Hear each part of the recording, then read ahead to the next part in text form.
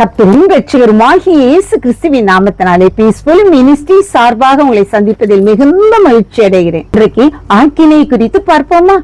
செப்பனியா 3:15 கர்த்தர் உன் ஆக்கினைகளை அகற்றி உன் சத்துருக்களை விலக்கினார் என்று சொல்லப்பட்டிருக்கிறது. ஆக்கினை என்றால் என்ன? குற்றம், பாவம். ஆக்கினை எதிலிருந்து வருகிறது? யோபு 31:3 மாறுபாடானவனுக்கு ஆபத்தும் அக்கிரம செய்கைக்காரருக்கு ஆக்கினையும் அல்லவோ கிடைக்கும். அக்கிரம செய்கை உடையவர்களுக்கு ஆக்கினை கிடைக்கும் என்று யோபு சொல்கிறார். அக்கிரம செய்கை நம்மில் காணப்படுமேயானால் நாம் ஆக்கினைக்குட்படுத்தப்பட்டவர்களாக காணப்படுவோம்.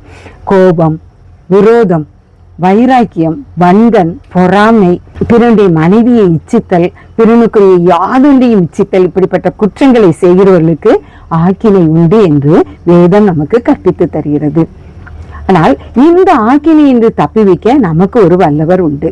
அவர்தான் இயேசு கிறிஸ்து.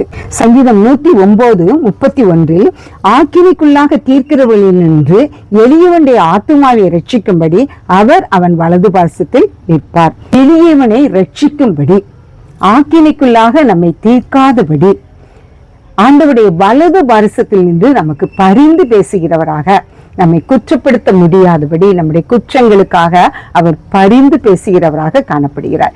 இப்படிப்பட்ட தெய்வத்தை பெற்றுக்கொண்டிருக்கிற நாம் மிகுந்த பாக்கியசாலிகள்.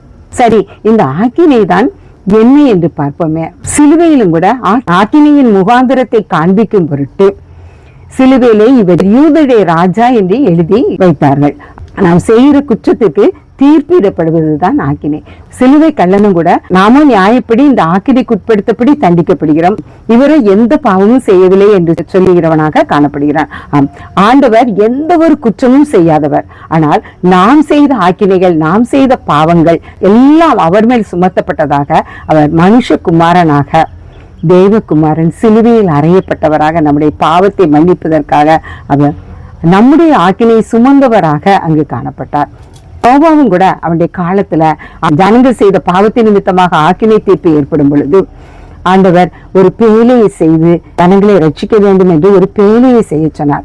ஆனால் மழை வருமா அல்லது தேசம் அழிக்கப்படுமா எந்த ஒரு சிந்தனையும் அவனுக்கு இல்லை. ஆண்டவர் செய்ய சொன்னார். அதை அப்படியே கீழ்ப்படிந்தவனாக, விசுவாசித்தவனாக அந்த பேழையை செய்தான். அவனும் அவன் குடும்பத்தவரும் ரட்சிக்கப்பட்டார்கள். ஆனால் பாவம் செய்த அந்த ஜனங்கள் ரட்சிக்கப்படவில்லை. அவனை கேலி செய்த நிமித்தமாக அவர்கள் அந்த பாடுகளுக்கு உட்பட்டவர்களாக, ஆக்கினைக்குட்பட்டவர்களாக, வெள்ளத்திலே மழை பெய்து நோவா காலத்துல வேலையில அவங்க ஏற முடியாதவர்களாக அழிந்து போனார்கள். ஆக்கினை தீர்ப்பு உண்டு. அது நமது தேவன். அவர் எரிச்சல் உள்ள தேவன், நீதியுள்ள தேவன். நாம் என்ன பாவம் செய்தாலும் ஆண்டவர் மன்னித்து விடுவார் என்று மீண்டும் மீண்டும் பாவத்துக்குள்ளாக நாம் அடிமைப்பட்டு போய்கிட்டே இருந்தால் நித்திய ஆக்கினை தீர்ப்பாகிய நரகத்துக்குள் தள்ளப்படுவதற்கு நாம் எத்தனை உள்ளவர்களாக காணப்படுவோம். பாவத்தை குறித்து நாம் தண்டிக்கப்படுகிற பிள்ளைகளாக காணப்படுகிறபடியால் ஆக்கினை தீர்ப்புக்கு நாம் தப்பித்துக் கொள்ளும் வழியை பெற்றவர்களாக, அவரை நாம் விசுவாசித்து அவருடைய வேத வசனத்தில் நாம் நிலைத்து நிற்கிறவர்களாக காணப்பட வேண்டும். மற்றவர்களை குற்றப்படுத்துவோம் நாம். ஆனால் நம்ம அந்த குற்றத்தை மற்றவர்களை குற்றப்படுத்துகிற நாம் எப்படி இருக்க வேண்டும் என்று ஆண்டவர் நமக்கு ஒரு காரியத்தை சொல்லி தருகிறார். லூக்கா 6:41-42 நம்முடைய கண்ணில் உத்திரம் இருக்கும் பொழுது, அதாவது தூசி இருக்கும் பொழுது, நம்முடைய சகோதரனை பார்த்து நான் உன் கண்ணில் இருக்கிற உத்திரத்தை எடுக்கட்டுமான்னு சொல்வது எவ்வளவு தவறான காரியம். நம்முடைய கண்ணிலேயே உத்திரம் இருக்கும்போது நம்ம கண்ணு கூசும், நம்மளால ஒண்ணும் செய்ய முடியாது. அதை வச்சுக்கிட்டு நம்ம அடுத்தவங்க கண்ணில் போய் உன் கண்ணில் இருக்க உத்திரத்தை நான் எடுக்க முடியாது. அதுபோலதான் நம்மிடத்துல குற்றம் இருக்கும் பொழுது, நம்மிடத்துல ஆக்கினை காணப்படும் பொழுது நாம் மற்றவர்களுடைய ஆக்கினைகளை, மற்றவர்களுடைய குற்றத்தை நாம் நியாயம் தீர்ப்பது மிகவும் கடினமானது. மற்றவர்களை குற்றப்படுத்தாது இருப்பது நமக்கு ஆக்கினை ஏற்படுத்தாத காணப்படும். அனனியா சப்பினார் எப்படியாக ஆக்கினை தீர்ப்புப்பட்டார்கள் என்பதை நாம் அறிவோம். ஒரு பொய் சொன்னது நிமித்தமாக அவர்களுக்கு ஏற்பட்ட முடிவு நாம் எல்லாரும் நன்கு அறிந்ததே. பொய்யனும் பாவம், அடுத்தவர்கள் மேல் குற்றப்படுத்தும் பாவம், மற்றவர்களை வேதனைப்படுத்தும் பாவம், இப்படி எந்த விதமான பாவமும் நம்மில் காணப்படாதவனம் இந்த நாட்களில் நம்மை நாமே நிதானித்து நாம் அறிந்து செயல்பட வேண்டும். ஏசாமி யோவான் 8ஆம் அதிகாரத்துல இந்த சம்பவம் சொல்லப்பட்டிருக்கிறது. அதாவது ஏசாமி ஒலிவு மலைக்கு போனாரு.